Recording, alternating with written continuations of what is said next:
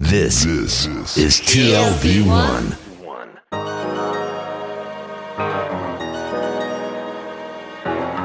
The Tel Aviv Review. Hello and welcome to the Tel Aviv Review. I'm your host, Gilad Halpern. Every week we bring you conversations with authors about the books and research and other things that we like. And if you're like us, please consider becoming a Patreon supporter by going to our homepage. That's tlv1.fm/Tel Aviv Review. Scroll down to the bottom and click the big red button that says Patreon. Click and support us. Some of you have been doing this for months and years, and we simply cannot thank you enough. This is an episode in an ongoing series co-sponsored by the Spade and Ludwig Kahn Chair in Jewish History at UCLA, and I am delighted to be joined again, this time in the studio, by my brother-in-arms, Professor David N. Myers, who holds the Kahn Chair.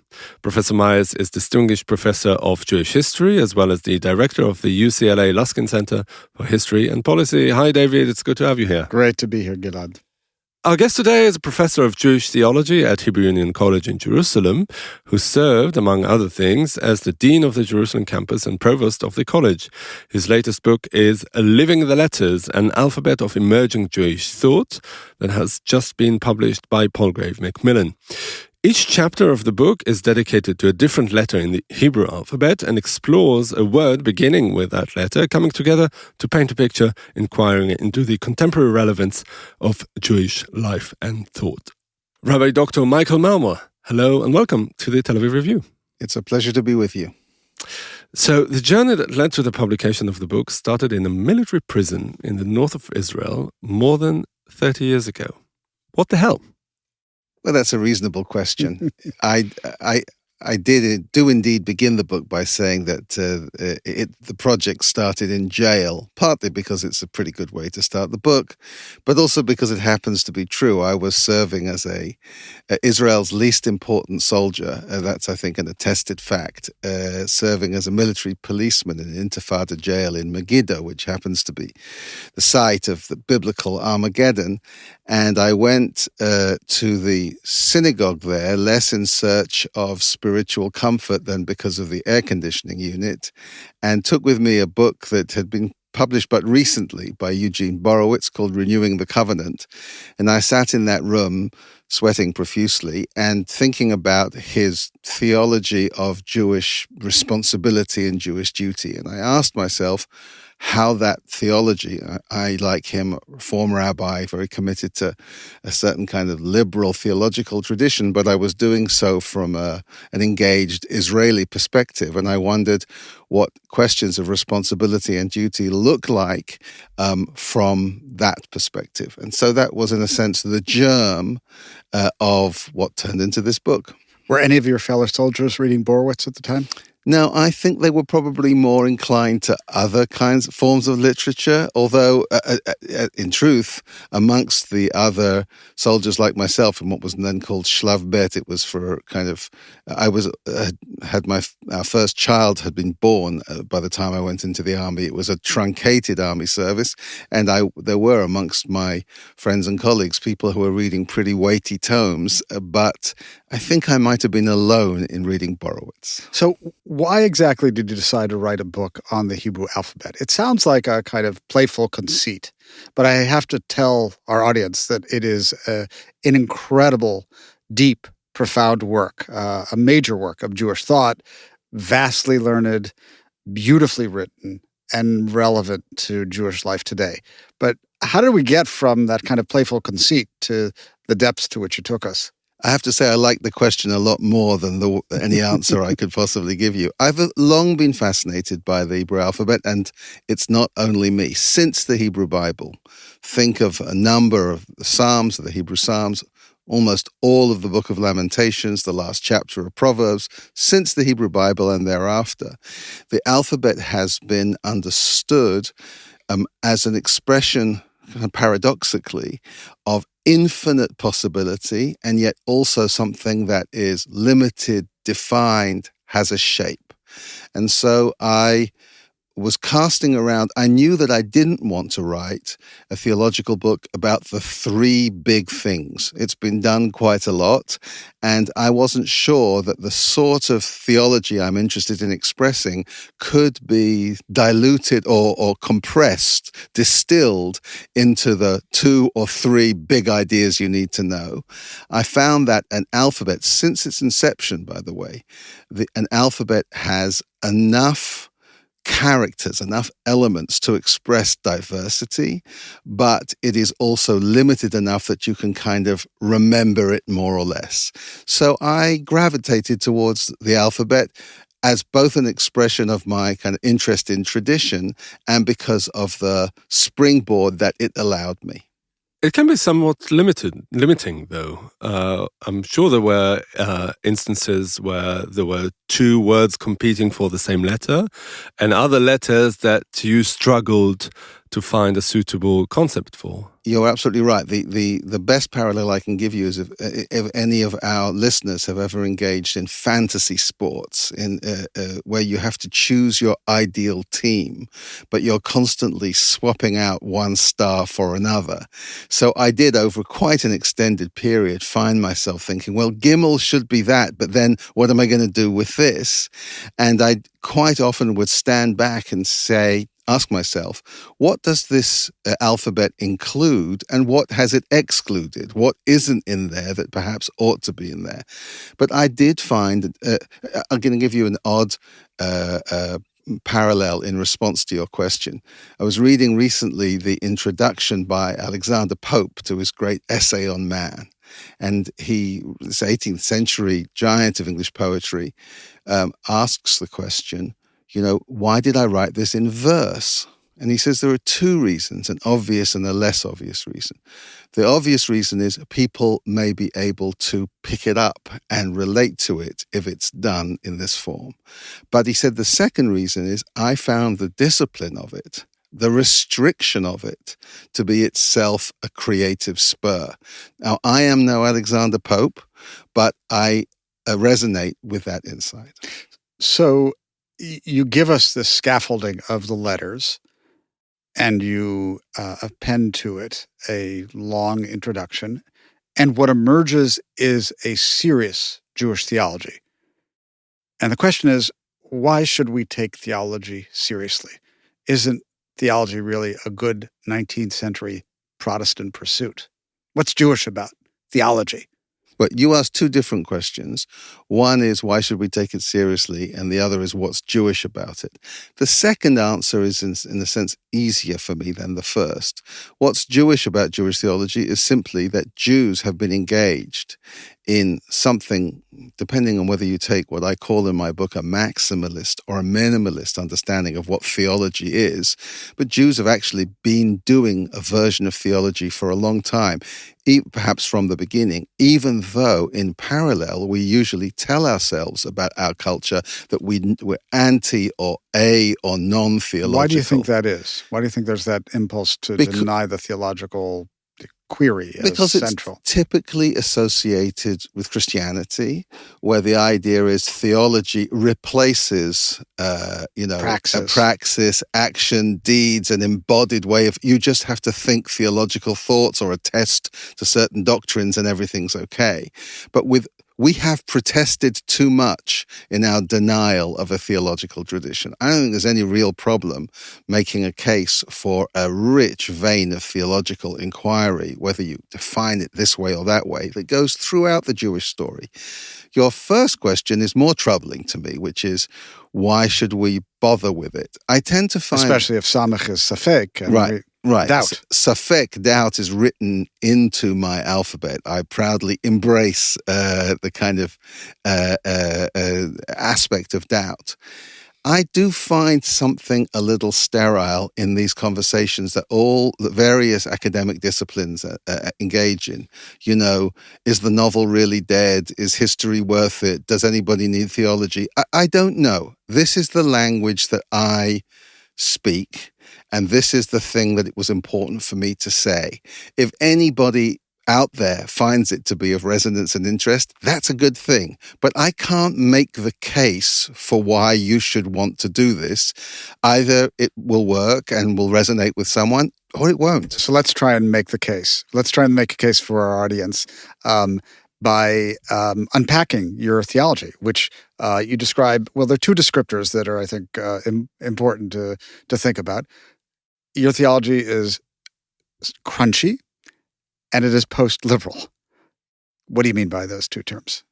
Well, the first of them is taken from the breakfast table. I was looking for different ways of describing distinctions in theology, and I rehearsed some of them in the introduction. You know, there's this kind of theology and that kind of theology. But I couldn't help thinking of the supremely important ontological distinction between smooth peanut butter and crunchy peanut butter. And I've always been on the crunchy side of that equation, which any right-thinking person would be.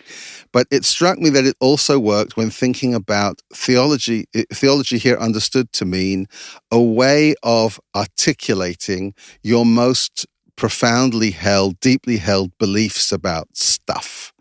Smooth theology spreads thinly and evenly over everything. It reaches every corner, right up to the crust. Who's a smooth theologian? Kaufman Kohler.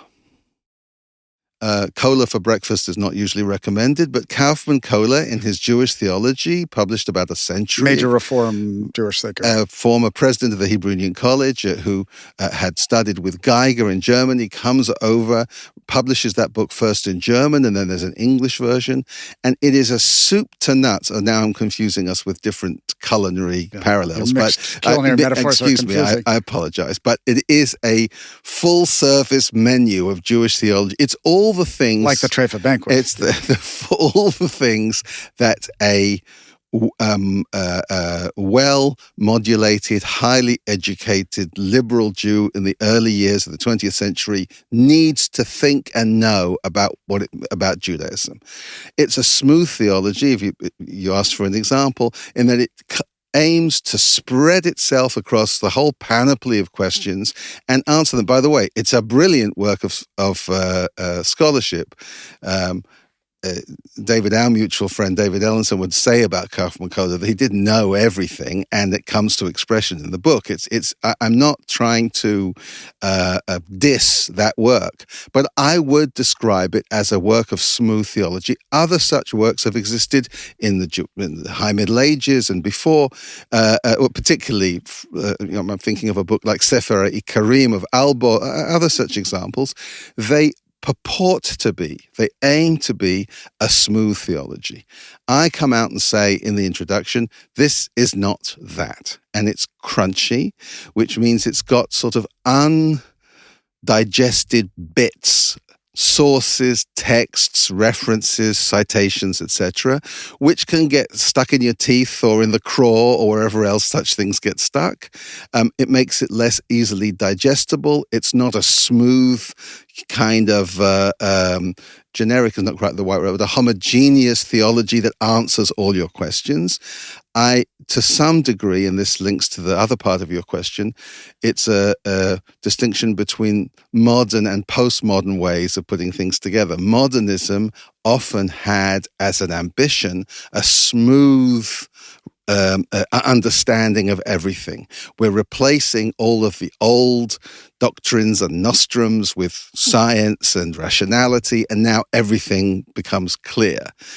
I am post-liberal, to use the expression that you employed in your question, also because I'm doubtful that simply by thinking appropriately rational thoughts and making informed choices, everything just falls into place. So in what places on your toast do the crunches appear? Well, in each of the chapters, you will find discussions of different elements or aspects of my kind of emerging Jewish theology, and there's crunchiness to be found in each of them. That is to say, I don't think any of the chapters just offers here's the problem, here's the solution, here's where everybody else got it wrong. idach zil gemor. The rest you should just go out and learn and you'll be fine. So there's crunchiness, I would say, in every bit of the toast. I guess one of the places where I found the crunchiness most interesting was with the letter lamed, lahaniach, whose double entendre you explore. It, in some sense, is the embodiment of the modern Jewish condition, exactly as you unpack lamed. Could you tell us what lahaniach means? Yes. For you. Absolutely. The chapter which begins with the letter lamed is devoted to the term lehaniach, which can mean a very broad and sometimes contradictory range of things. I get to the word from the blessing that is recited upon placing the tefillin, the phylactery, upon the arm in regular morning worship or morning prayer, in which one praises God who has commanded us lehaniach tefillin, which here we would translate to mean to lay tefillin, to set them upon the arm, to wrap, to place them upon you. Lehaniach does have that meaning. But paradoxically or ironically, the same word can also mean to let go, right? To set aside. So I indeed play with the double entendre of this and say that for me, I ask a question in this chapter, which is not a question that an Orthodox Jew, or for that matter, a secularist would necessarily ask themselves, which is, do I plan to pray with tefillin tomorrow morning? Will I be placing phylacteries upon my arm and between my eyes? Why is it not a question for an Orthodox Jew? Because it's kind of axiomatic. And why is it not a question for somebody, many, I don't want to make any assumptions, but for many in the secular camp? Because why would you have any truck with it? But for a Jew like me, it is a question. And so I go quite deep into the tefillin. I became fascinated by this piece of Jewish equipment, which is kind of remarkable in all sorts of ways, well attested in our historical sources. You know, they found tefillin in the Bar Kokhba caves and from the Second Temple period, etc. I was particularly intrigued by a debate about this question amongst two giants of 19th century German Jewish thought and history, Zuntz and Geiger. Leopold Zuntz, who's not Orthodox, writes a piece in which he comes out, somewhat surprisingly perhaps, in favor of the phylacteries, or at least not casting them aside, not eschewing them, and saying that those modernists, and he's here casting his eye at the radical reformers, who are throwing out all of the accoutrement of Jewish religious life and thinking of them as debris to be jettisoned, those people are throwing out the baby with the bathwater. And that I'd rather be bound to tefillin, to phylacteries, he says, than to some sort of modernist doctrine which is so radical that it throws everything out.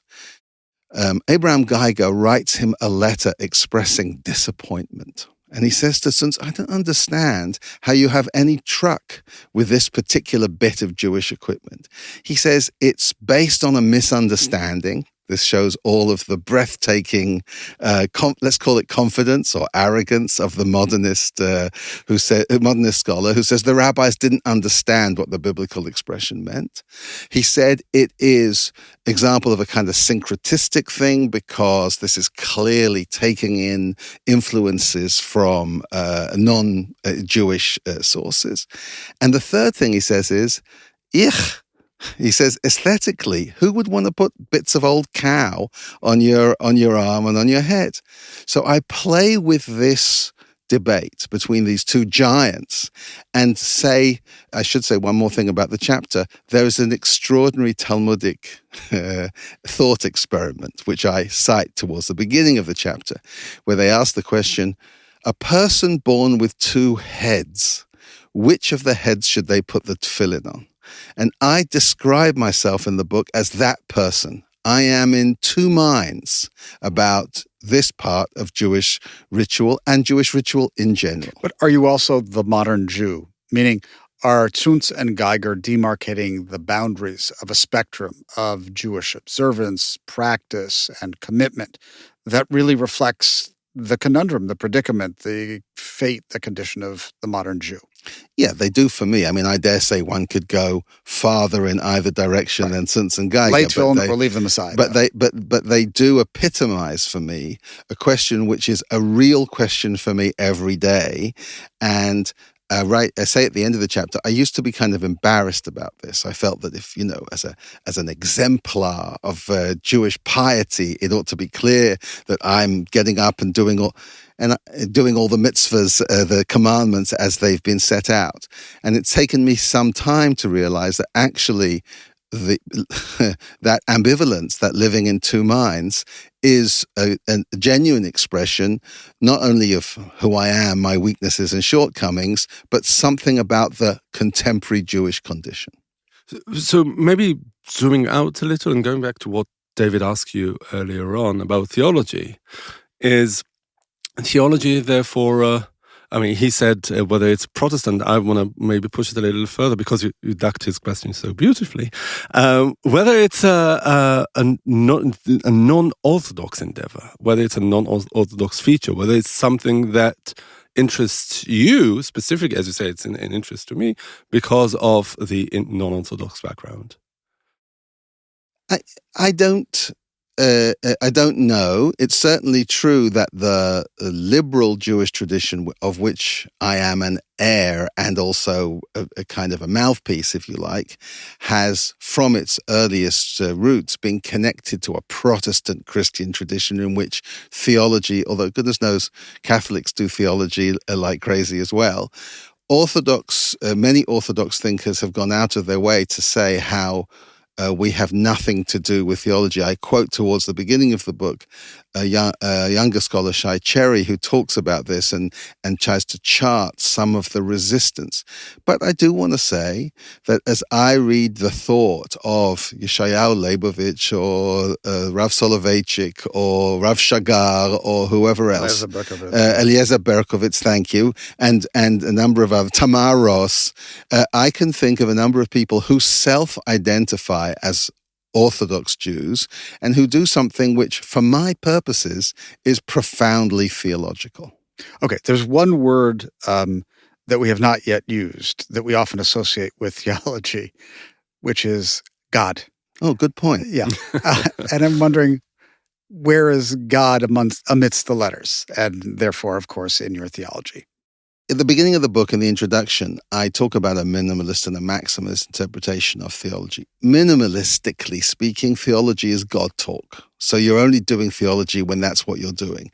And there are a couple of chapters in the book which are clearly theological by that count. I would say the most obvious example of this would be the letter Chet, Chai v'Kayam, in which I talk about this remarkable expression, Chai v'Kayam, and I apply it to my conception of God.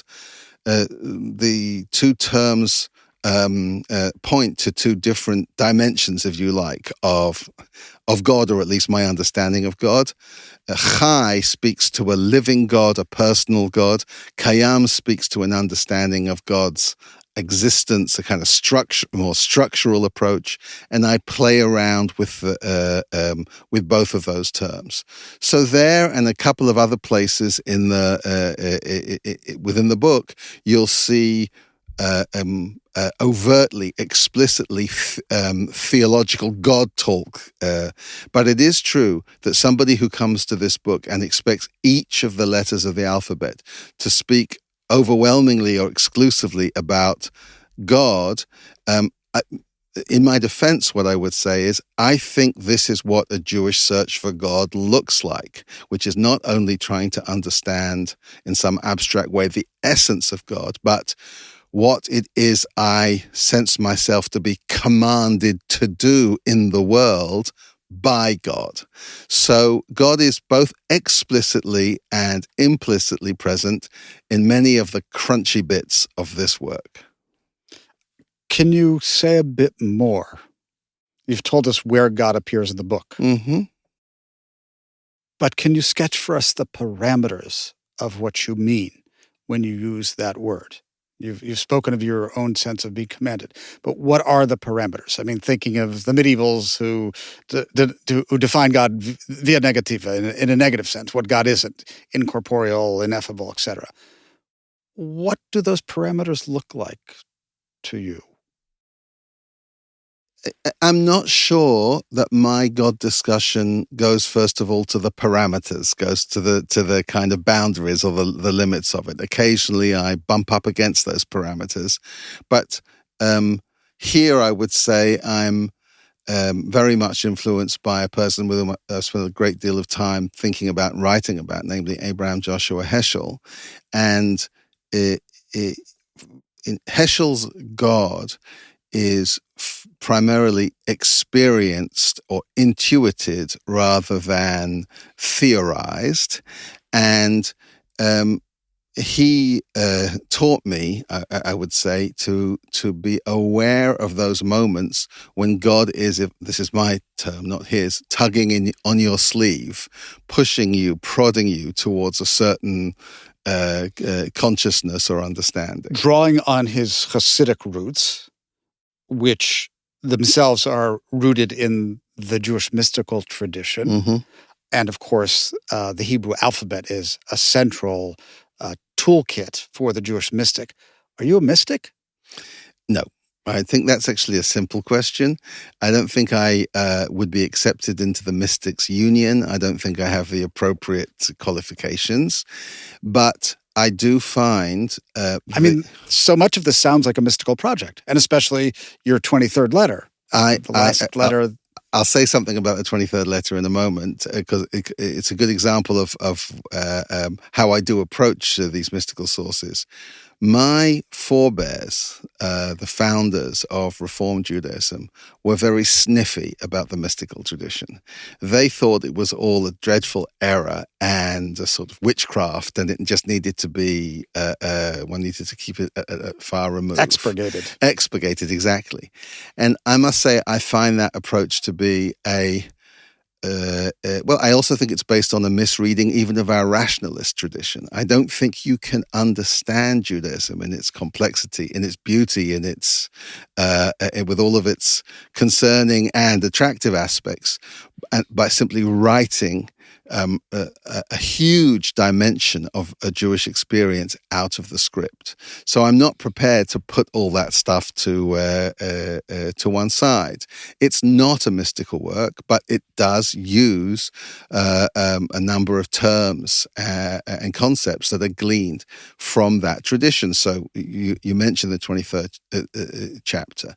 Famously, the Hebrew alphabet has 22 letters, but there is a tradition to be found in various parts of our esoteric literature which says there is a 23rd letter yet to be revealed.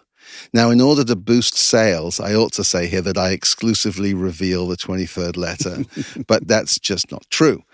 What I do, however, do with this concept is play with it and say, what a remarkable way of thinking about that which is yet to be articulated, that which I don't have the equipment to describe, but I believe is still to come. And I use that as the framework for my last chapter. So to go back to your initial question, here's one I can really answer. I'm no mystic, but I find that any liberal approach to Judaism, which wants to write out of the script that whole dimension of our tradition, is lacking. Right. I mean, I'm thinking of the self-description of your theology as post-liberal, or postmodern, which resists fixity in meaning and opens up to the possibility of a kind of indeterminacy. Someone like Rav Shagar has explored this in his recovery of Rabbi Nachman of Breslov and the idea of the halal, the open or empty space that is itself generative of all sorts of interpretive possibilities in a kind of mystical vein. And I don't mean to make you a mystic. I don't mean to force you to admit you are a mystic. But if you line up post-liberal, post-rational, post-modern, there is certainly an association that has been made in Jewish thought between a postmodern sensibility and a kind of recovery of the mystical. So I guess my question is, would you define yourself as post-rational as well as post-liberal? Post-rationalist? I'm not very good at the definition. I'm not trying to dodge. I've already been accused of dodging your question, but so I have to be careful about this. But I don't know exactly where I figure on all of these continuums. It's also just worth reminding ourselves, when one uses the term post-liberal, that's not the same as saying liberalism never happened or that you're non-liberal or anti-liberal. It just means an acknowledgement of the limitations of a kind of ideology that's rooted only. I have a number of colleagues. Some of my best friends are card-carrying members of a kind of positivist reform Judaism in which simply thinking modern democratic thoughts in an appropriate way and making smart choices is going to lead us out of our current malaise and into the promised land. And I'm post, if you like, because I don't believe that's true. I believe that we are in such a deep dilemma and malaise that we need to marshal all the tools at our disposal, which doesn't mean that I'm anti-rationalist. It just means that I refuse to attribute to rationalism some kind of panacea virtue that's going to make everything fall into line. It's not working for us. And instead, we need to be more promiscuous, if I can use such a loaded term, in the sources, the inspirations that we're prepared to turn to. I want to summon back Eugene Borowitz at Keller Megiddo in 1990, it was, wasn't it? Mm-hmm. 35 years ago. Your reading there influenced you, as you said, many years later to write this book. But you were a very different person 35 years ago. The world was a very different place 35 years ago. Israel was a very different place 35 years ago. What elements in this process that led to the reading of the books do you see as timeless, and what elements do you see as really contemporary and rooted in time and space? At one point in the book, I say that work such as this that doesn't speak to our contemporaneity, it doesn't speak to our current moment, can often be irrelevant. And often, I think I use the term this way, that when you're trying to be timeless, it sometimes comes out simply as toothless because you're just involved in sort of platitudinous generalities. So I try not to shy away from what I consider to be central moral, religious, political questions that confront the Jewish people right now. I don't try to give sort of up-to-the-minute you shouldn't turn to me for kind of geopolitical insights that a political science professor could give you. That's not my skill set, and that's not what this book tries to be. But there's a chapter which focuses on Gaza. There's a chapter which asks the unnerving question, are we, or what needs to happen for our society here in Israel to be considered a decent society? I have a chapter in which I play with the term that's used in the prayer for the state of Israel, Reshit Tzmichat Geulatenu, the first flowering of our redemption. And in each of these, I do try to look at what I consider to be fundamental and extremely troubling questions about our kind of basic orientation in the world and the moral justification for much of what we're doing. So there are a number of chapters, and part of this kind of crunchy approach, and part of what I like about an alphabet is you don't just have to stay in one groove, but I try to challenge myself to vary between old-fashioned religious questions that somebody 1,000 years ago might have asked, and some questions which, as you rightly say, I put together differently today than I did 35 years ago. So let's turn our attention to what is the great moral dilemma of our day, Gaza. Mm-hmm. You mentioned just a minute ago, you get at it through the letter Ayin, Azazel. Can you unpack the letter Ayin? Yes, I will try as much as I can. So Azazel speaks to a ritual described in the book of Leviticus in which a a goat. I don't know if it's the luckier or the unlucky of the pair of goats, but one gets sent off as part of a expurgation ritual to Azazel, and I play around or note some of the different interpretations that traditional and modern scholarship has given to this. Is Azazel a deity to whom this is being offered up? Is Azazel a place? In my reading, first of all, I do something which to the Hebrew-speaking ear is not a very big stretch, but needs to be explained. The way we describe Gaza, Aza, and the term Azazel has a kind of phonetic resonance. And I try to make the case that when we say in contemporary Hebrew, Lech Azazel, go to hell, Aza and Azazel do actually seem to be the place to which we're consigning the idea. The Mehadrin would say Lech le'Aza. Right, Lech le'Aza, indeed. Right, that's the purest version of that. And in my reading of this, I talk about a kind of a reflex, which I think Azazel, as described biblically, is all about, the reflex of expulsion. That which is unpalatable, that which is impossible for us to face up to, we send off into the distance. And to some degree, even the hitnatkut, how's that described? The disengagement from Gaza is an Azazel act. It's a way of saying the moral complexity, not to say sin, or however you want to describe this, that is embodied in that place, is no longer our responsibility. You, the world, can't blame us for anything that's going on there because we've sent our responsibility off into the wilderness. The problem, this is the kind of return of the repressed, if you like, is that having sent that goat off towards Gaza has come back into our consciousness and refuses to be ignored. I would say that in the course of the book, I talk about two such reflexes.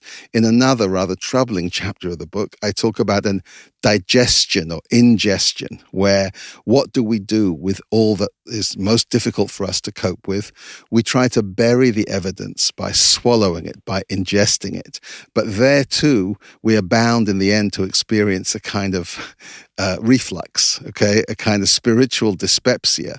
So we believe, let me be a bit more explicit here, if you are a contemporary Jewish Israeli, you are an inheritor of all sorts of remarkable and inspiring things, but also of the realities of what happened during the establishment of the state, realities which most of us contrive to ignore or distance ourselves from or not face up to.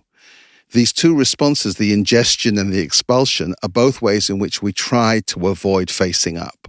And I try to argue in my book, this is a political dimension of my book, if you like, that neither of these instincts, that we're going to bury the evidence and say nothing happened, or we're going to distance ourselves from any culpability, neither of these responses can work, and that we're going to have to find this emerging Jewish consciousness that I'm trying to describe will need to include facing up to the complexities and the challenges that have been written into the script since 1948, everything that led up to it and everything that's happened since. And how does that look now 2 years into the Gaza war? And more specifically, what, if anything, would you do differently in writing this book, knowing what you know? The balance between ingestion and expurgation is different now. Has your theology changed? I'm hesitating at your good question because I can't remember who it was who pointed this out. At the beginning of this war, everybody was very keen to talk about how certain fundamental views had changed inexorably, had changed forever, that nothing would ever be the same. But when you drill down, what tends to be the case is that everybody thinks this about somebody else's opinion. Your opinion must now have changed forever in view of all the terrible things that have happened. My opinion was fundamentally right to begin with. Of course, there were some folks who were purportedly on the left wing of Israeli politics who claimed early on in this war to have had the scales removed from their eyes. And I am not in that camp. The things that I believed before this war began, I believe, I guess, more intensely as the war has unfolded. What's changed over the last couple of years is what I have more concerned, I'm more prone to despair. It's more the problem is deeper than I could even have imagined it would have been a couple of years ago. So I can't say that in the course of writing that some of the chapters of this book were written as, I even refer to it here and there, certain events that are unfolding in the course of this war. But no, I don't think I can tell you that the scales have been removed from my eyes and I suddenly see something in a fundamentally different way. But political opinions aside for a second, let's talk really about the moral implications of Gaza. As many people, including David Myers sitting here, have said that it's it will tarnish Jewish morality forever.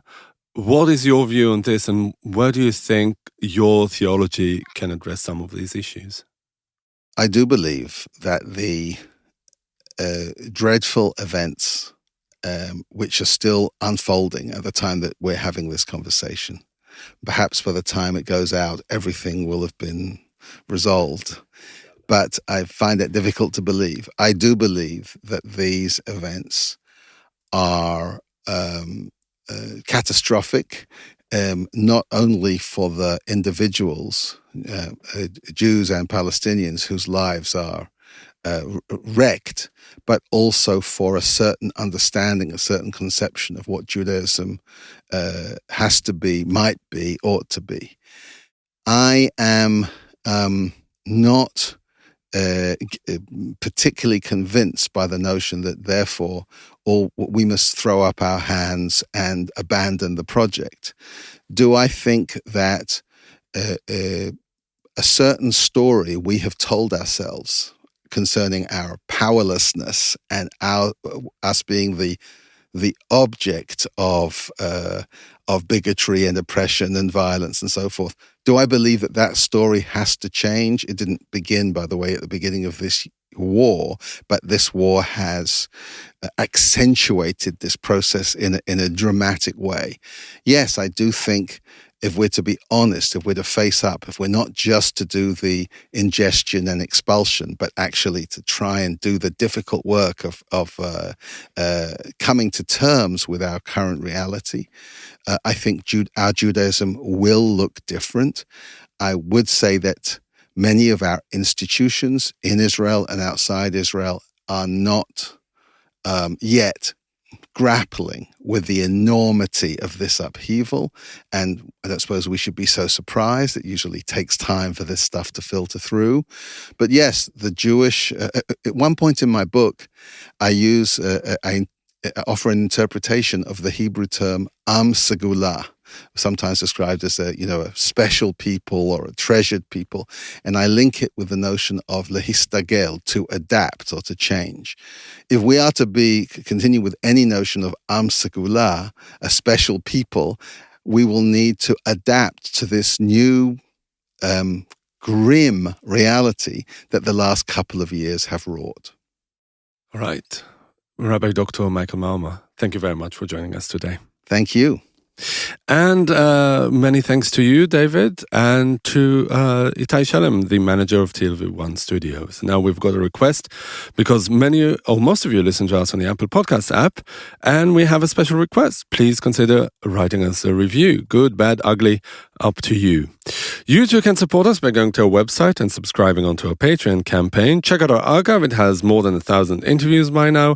Like us on Facebook, follow us on Twitter, and also on Blue Sky. And most important, join us again next time for another edition of the Tel Aviv Review. And until then, from us here in Tel Aviv, goodbye.